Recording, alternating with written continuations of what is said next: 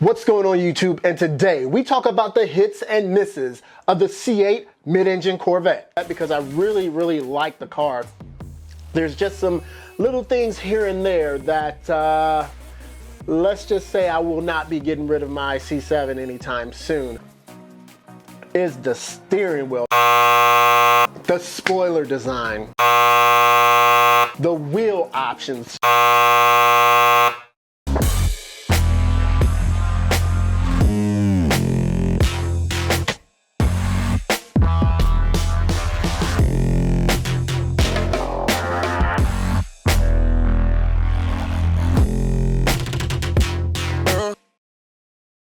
Now, so those were my 6 misses for the C8 mid-engine Corvette. There are some things that I actually like about the C8 mid-engine Corvette, and I'm about to go ahead and list those right now in no particular order.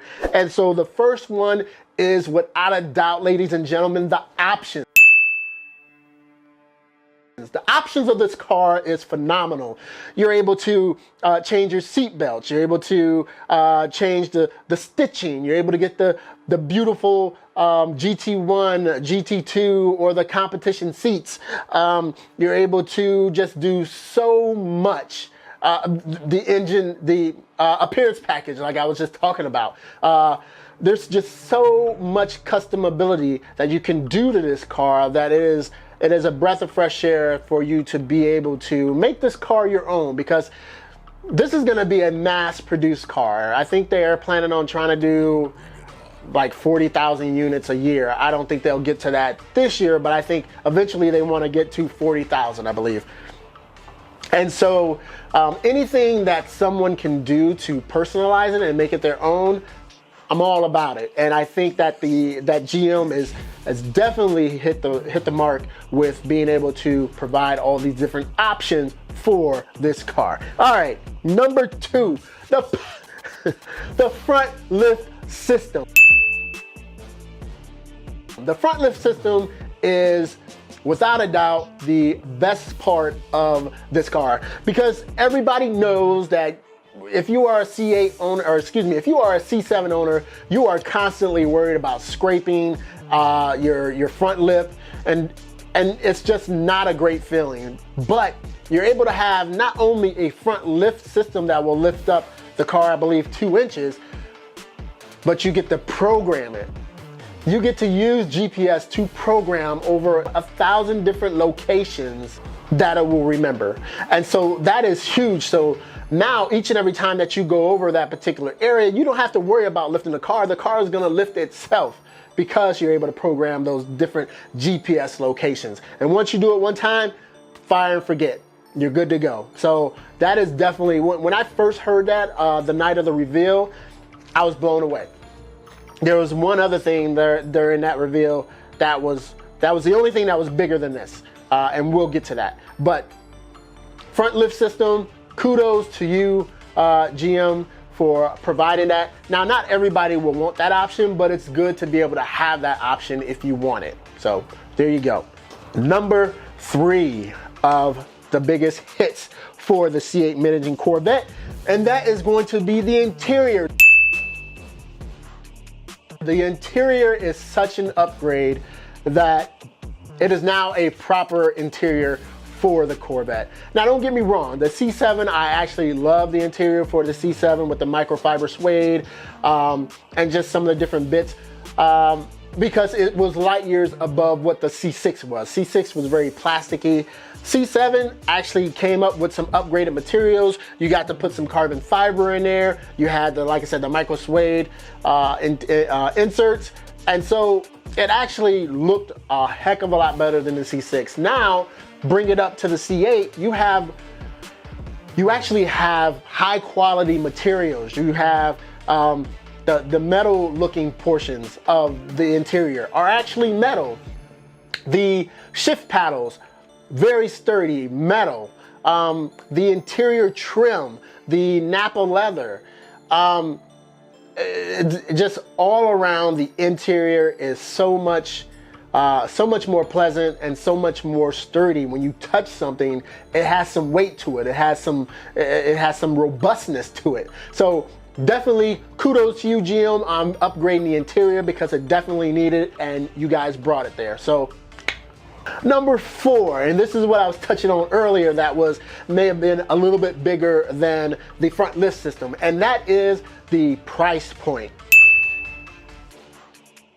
The price point for this car, without a doubt, blew everybody's minds. Everybody couldn't believe that this car was gonna start under $60,000. $59,995, but it is still under $60,000 to start.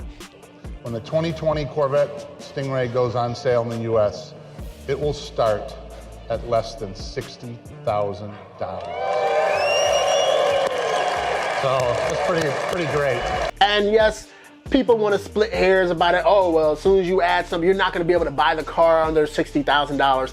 People already know that that's just the starting point. And as soon as you walk in the dealership and want to buy the car, it's already going to be over $60,000. We get that. So stop trying to make the fact that it starts at $60,000. People want to make it seem like it's a downfall of the car, because it's not actually $60,000. We get that. There's not any car out there that says we're starting at this price and you don't expect it to climb by a couple $1,000s or whatever it is. Yeah, but the price point of this car, when Mark Royce mentioned that it was going to be $59,995, I was blown away. I couldn't believe that they were going to start a mid-engine car. Think about that. A mid-engine car in this day and age starting at $60,000 is ridiculous. It's unheard of. And the fact that GM wanted to make sure that that Corvette was that attainable American sports car that, you know, the average person, you know, I know it's expensive, but the average person could potentially own, that was huge. Now, yes, it's probably gonna go up maybe about maybe $1,000 or $2,000 or whatever it is in the subsequent years. But right now, $59,000 is phenomenal for a mid-engine car. And I'm pretty sure the next subsequent years, whatever the price is gonna be, is still going to be a bargain, rather than you see all these McLarens and Lambos and stuff like that that are mid-engine design and have the same quality interior trim bits and pieces, and it's still gonna be a bargain, hands down, no doubt. So number 4, price point. And number 5, everybody, of my greatest hit, that has to be finally being able to bring it to production. As we all know, Zora Argus Duntov, the man everyone considers the father of the Corvette, everyone know that this was his baby. This is what he wanted to do many decades ago. And the fact that he couldn't do it and he passed away with this not coming to fruition, the fact that it has now come to fruition and GM is paying homage to Zora, mentioning him many times during the reveal, showing little Easter eggs of the Zora head all throughout the car, trying to pay homage to this man. I thought that was a really nice touch. And I believe that, you know, up in heaven, he is extremely excited that this car has finally come out, that it is a proper sports car, proper American sports car.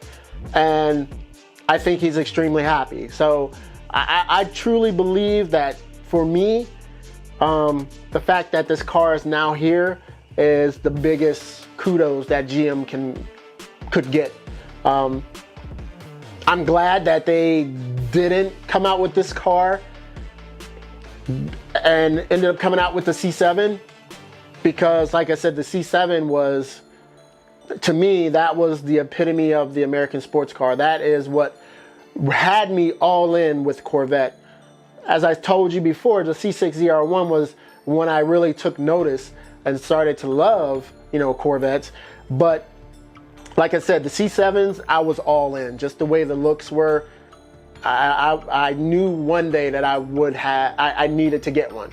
And so But it's all about the C8 now. The C8 is the new car that's here. It was bound to happen. We needed it to happen. It's all evolution. And this car is revolutionary, vice being evolutionary. And so this has totally put all these other manufacturers on notice. GM just basically... And then he kicked him in the ding ding.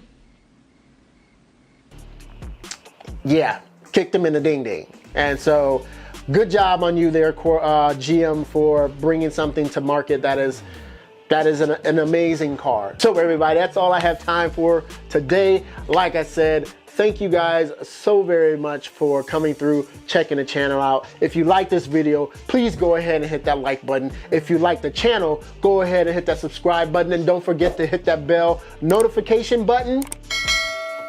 So each and every time I put out a video, you'll be notified. And as always, everybody, remember, everyone deployed, and I'm out.